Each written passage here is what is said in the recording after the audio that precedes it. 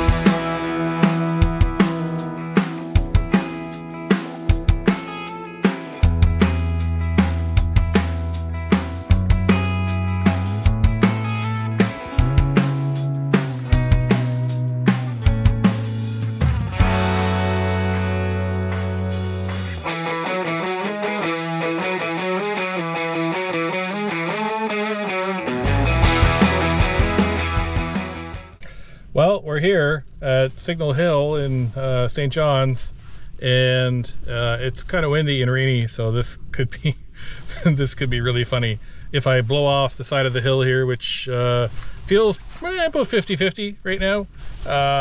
Yeah, it's been fun, and I hope when whoever finds this video, you know, consider this my last rites, I guess.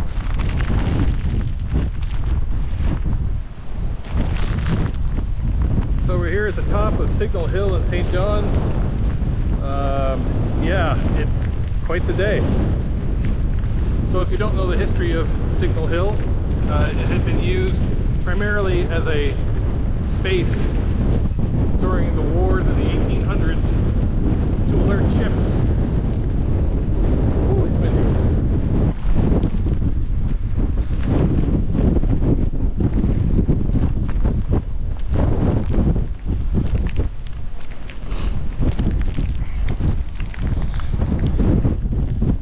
So this spot here at Signal Hill was used in the 1700s during the 7 Years' War in North America, which was the location of the final battle of the 7 Years' War, when the British finally maintained control of North America. It was then manned during the Napoleonic Wars and the American Civil War through the 1800s, and then Cabot Tower was built in 1897 to commemorate the arrival of John Cabot's landfall back in 1497 near here. What you can see behind me is what's known as Cabot Tower. Cabot Tower was used as a wireless signal station in the 1800s. And in 1901, the very first wireless transatlantic signal was received here. The first, one of the first voice communications over the ocean was also here in 1920. So it's a very strategic place and a very windy place on a day like today.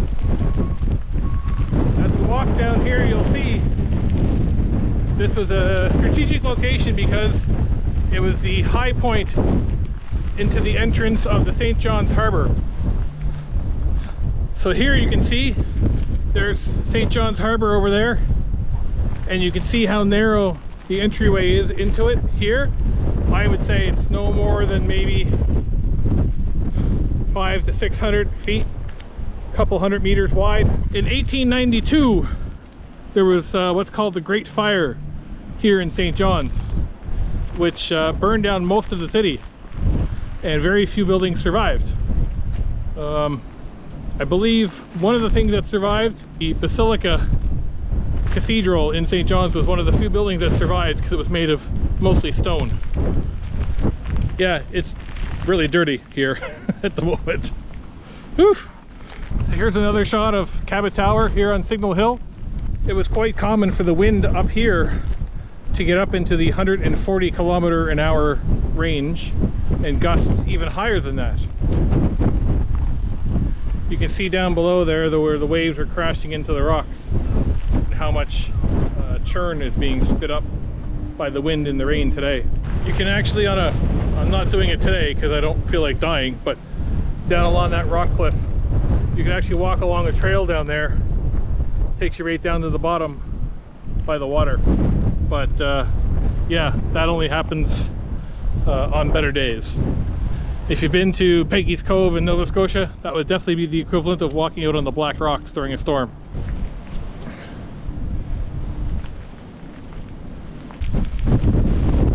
So that's the loop up here on the top of Signal Hill around Cabot Tower. I am almost getting knocked over by this wind, which is impressive.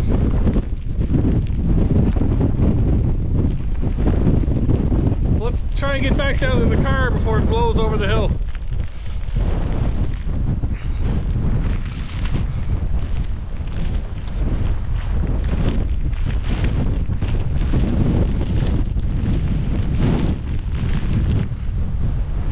For some perspective from St. John's, here's a map of how distant it is from where I'm standing to all other parts of the world. So you can see St. John's is there, and then out from there you have these circles which go 2,000 kilometers each, to show you how far away other places are from here.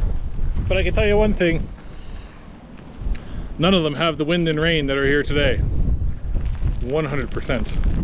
Because this is bananas.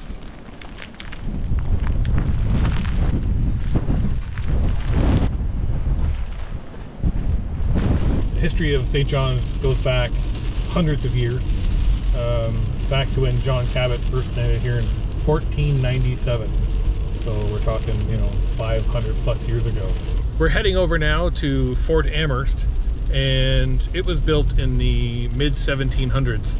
And you'll see why it was considered such a strategic location here in St. John's around the harbor. There's not a lot of the original building left at this point. However, I thought it would be interesting to come over and at least have a look, since when we were up at Signal Hill, you can see the remnants of Fort Amherst and the lighthouse that's out here from Signal Hill. So this will give you a perspective from the other side. So we're here at the entryway to Fort Amherst area, and we're gonna park here and walk the rest of the way, which I may actually end up not doing at the moment. But I thought I'd take a little walk here to show you exactly where we were earlier. Here we are in front. You can see this is the mouth to the harbor. Again, quite a small entryway into here, and you can see the high rock cliffs on both sides. So up there is Signal Hill. That's where we were standing earlier in the rain and walking around and looking over the edge. And from over there we could see the lighthouse, which is at the end of this road. And of course, just as I arrived, the wind and rain has picked up again.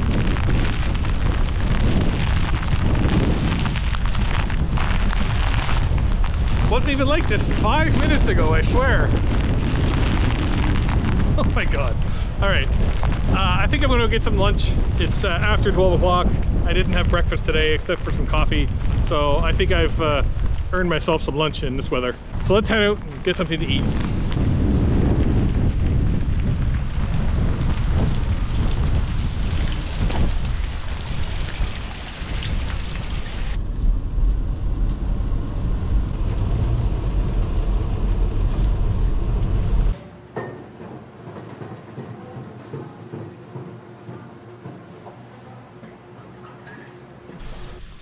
Good afternoon. It is now almost 2 o'clock, and I am heading out of St. John's and heading to Bay Roberts, which is about an hour outside the city. I have a place booked out here for a couple nights just to kind of get out of St. John's and see some different stuff. The weather is frightful. We are at about 0 degrees Celsius, so it's a mix of rain and freezing ice pellets and snow and everything else. So I'm actually taking the local route instead of the Trans-Canada Highway. Just taking it a little slower just to make sure I get there in one piece. So quick few thoughts on St. John's. If you've never been, I highly recommend you come and check it out. It's a fantastic city. There's lots to see, lots of history, lots of culture, great live music here in the summertime. The food is astounding, and rates are pretty reasonable, I think, across the board. As you saw there, we're at the Abba Inn where I was staying. The prices there were excellent. So look into something like that if you prefer to somewhere that's local as opposed to a international chain kind of place. I wouldn't recommend coming in April like I did. The weather here can be really uncertain to the point where it can go from sunny and a lovely day a couple days ago to back to winter again today. So yeah, summertime, great. Lots to see. There's so much more to this province. The province of Newfoundland, if it were a U.S. state, would be the fourth biggest U.S. state. Only behind like Texas, California, and Alaska, I think.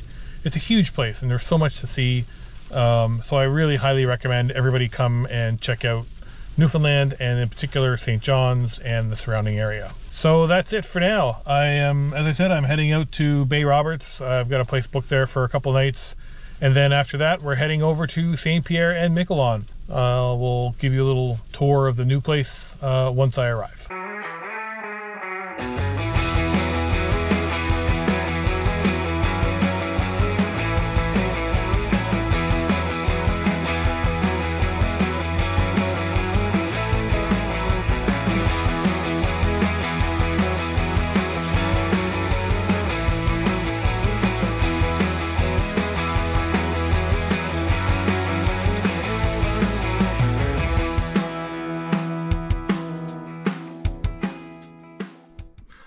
Good afternoon, everybody. It is about 4:30 in the afternoon now, and I have safely arrived in Bay Roberts, Newfoundland. The place I'm staying in here is nicknamed Lost Together, which is a famous Blue Rodeo song, if you know the band. And I'll just give you a quick tour of the area. So I'm actually standing here in the kitchen right now, and I'll flip this around. So it's pretty standard. Got a full kitchen, lots of dishware and stuff. Sink, fridge, big dining room table. In through here, there's the front door to the left. And in through here is like a living room area with a little reading nook at the back. And then upstairs, there's actually 3 bedrooms up here. So I'll show them all to you. This is the first one. It's a small with a single bed. Down here to the right is a room with 2 single beds and all kinds of closet space. And over here is the 3rd bedroom. This will probably be where I crash. It's a slightly larger bed. Seems pretty comfortable and it feels pretty good. So should be good to sleep there for tonight. So I'm here for 2 nights in total before heading off to St. Pierre. Next couple days I'm gonna get some work done while I'm here. Weather permitting, go out in the area and see a few things maybe. Anyway, if you're interested in this place, I'll put the price here. It was listed on VRBO. It's my first booking through VRBO, so so far so good. And yeah, I'll show you the outside view actually, because you know, watch my head because it's a short door. I'm actually standing here outside upstairs window, and you can see I have a really nice view of the ocean. That's all for now from Bay Roberts. Talk to you later. Good afternoon. It is Friday, April the 19th, and it is about 1 o'clock in the afternoon. This is my last day in Newfoundland before heading to St. Pierre and Miquelon tomorrow. So today my plan is to go out. There's a few local sites I wanted to go see. This area near Bay Roberts has a lot of history, a lot of interesting local sites to see. So I thought it would be interesting to go out and have a little drive and check some of them out. So let's go.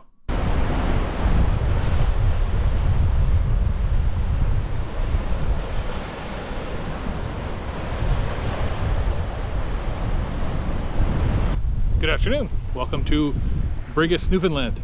It's a small fishing community, about 20 minutes away from Bay Roberts, where I've been staying for the last couple of days. Weather today is far improved over the last few days, which is nice. Yesterday's weather was something else altogether. So this is the Brigus Tunnel.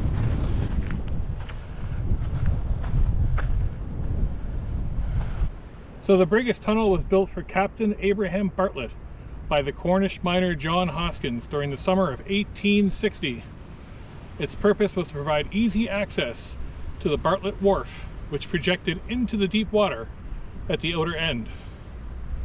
Since the holes into which the blasting charges were placed had to be drilled by hand, a special forge was constructed near the site for keeping the drills sharpened.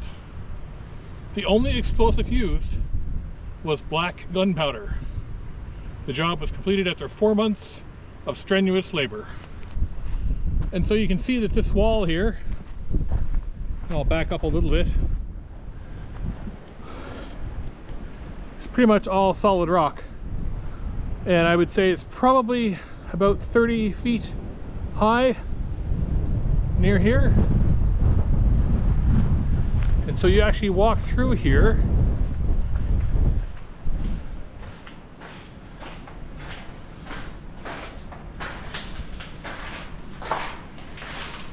and again, this was all cut out with explosives and probably hand equipment in the 1860s to cut its way down to this deep part of the bay. And when you get down here to the end, there's a pretty severe drop off here below me, which you can see there.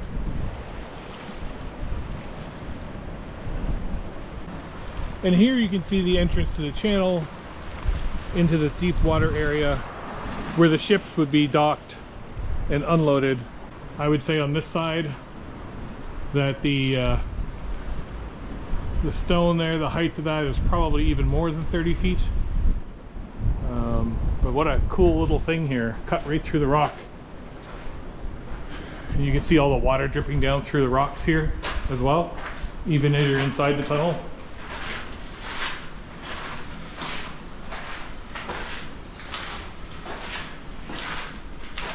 I had a theory that maybe this was a time traveling tunnel, or if you walk through it, you end up like in Outlander back in the 1700s or something. But unfortunately it didn't work out today so well.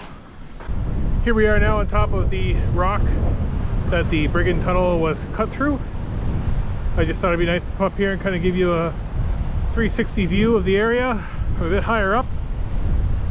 As you can see, the coastline is very rugged, lots of rocks, lots of waves.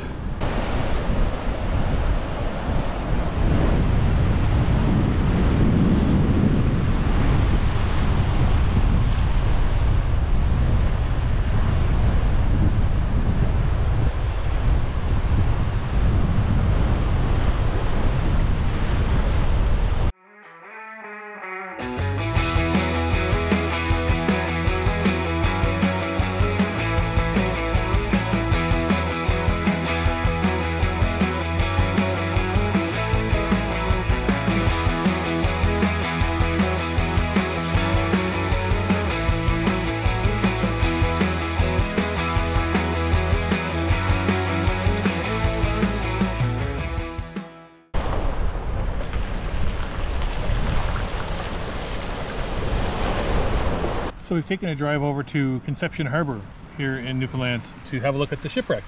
This is the first of two that I'll be checking out today. So this boat in front of us is the SS Charcot, and it's actually one of 3 ships that are sunk here. The other 2 are just underwater behind it, so you can't see them. But these ships have been here for several decades before finally sinking. And then we're left here to be preserved as part of the harbor and natural environment. So the SS Charcot was actually built in Norway in 1923. and it was used as a whaling ship for many, many years. I believe during the Second World War, it actually was put into purpose as a patrol ship in the North Atlantic. So in 1968, after the ship had been here for about 8 years at that point, the ship actually broke loose of its moorings and ran aground and sank to where it sits today. Here's a shot of it kind of front on, just down here in the water, to kind of give you a sign of how far over it's tilted to one side as well.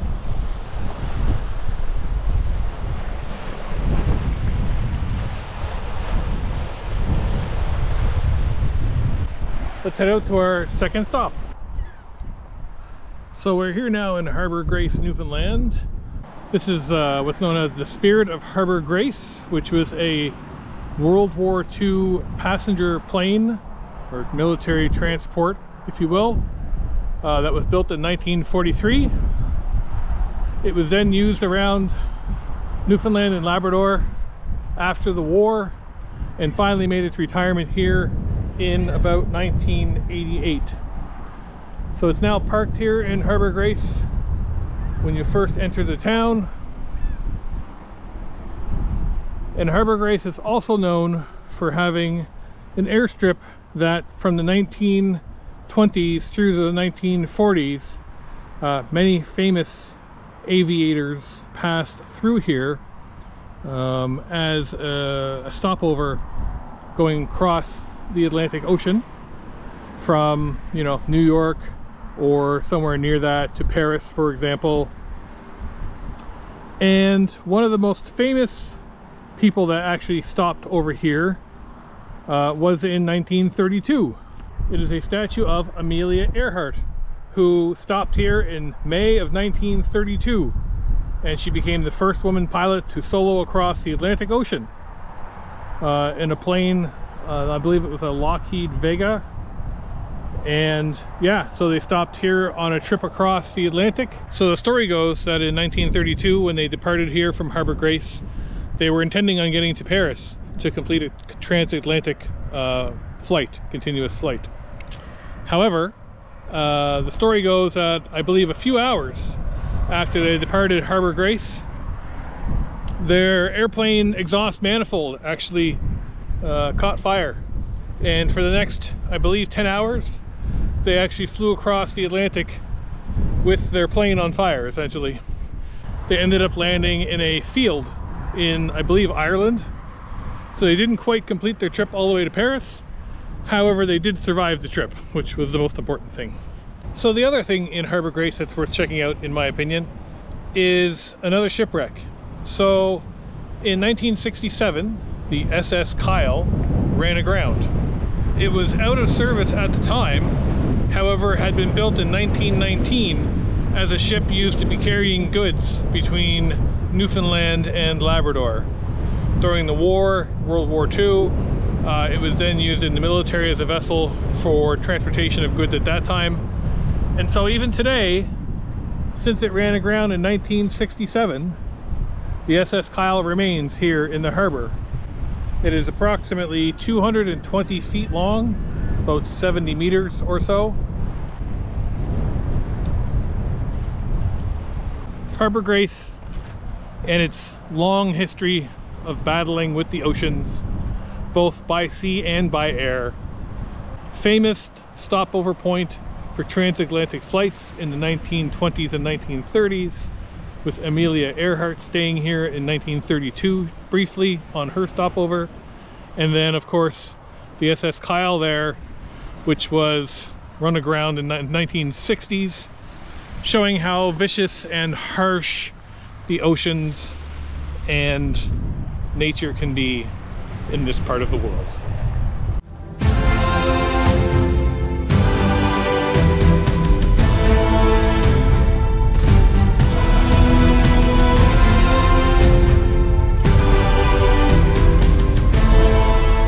Well, I found it. It took about 2 miles of driving on a dirt road, another kilometer or two of walking, and then a bit of bushwhacking through this stuff. But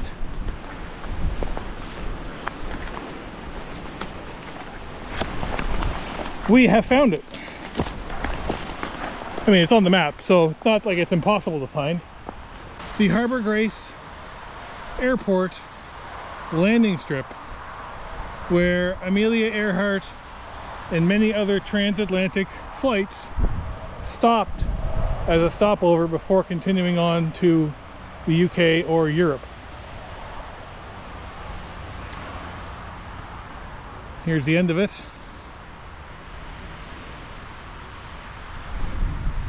Then you look way up top, there's actually a building up there and some people.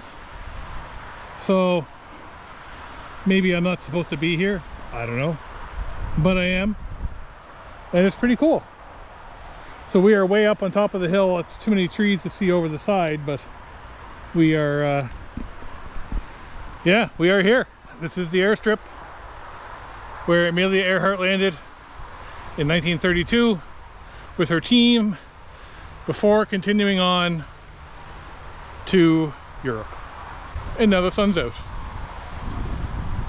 Just in time to walk back to my car. Good morning, everybody. It is Saturday, April 20th. It is about 7:45 in the morning, and today is a pretty exciting day.